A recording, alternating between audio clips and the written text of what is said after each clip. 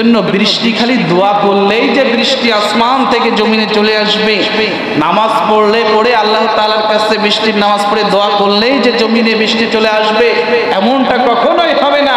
আগে বান্দা তুমি তোমার নফসের প্রতি যে গুনাহ করে জুলুম করেছো, মানুষের হক নষ্ট করেছো, সেই হক আগে শোধ করো। মানুষের গীবাত শিকায়ত করেছো, তার হাতটা ধরে আগে মাপ চাও। মানুষকে কষ্ট দিয়েছো, তার কাছে আগে যে মাপ চাও। মানুষের প্রতি জুলুম অত্যাচার করেছো, তার কাছে আগে যে মাপ চাও।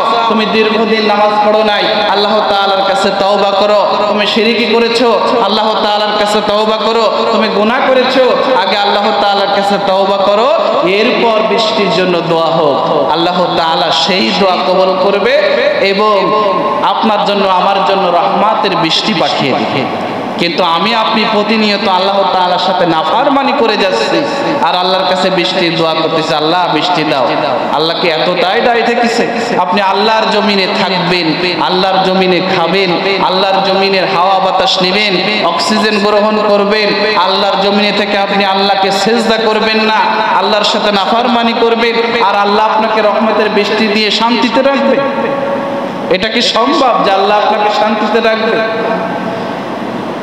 বান্দা যখন সিজদা বন্ধ করে দেবে, আল্লাহর আযাব তখন জমিনের উপর নেমে আসবে। বান্দা যখন সিজদা করতে শুরু করবে, তখন আল্লাহর রহমত জমিনের মধ্যে নেমে আসবে।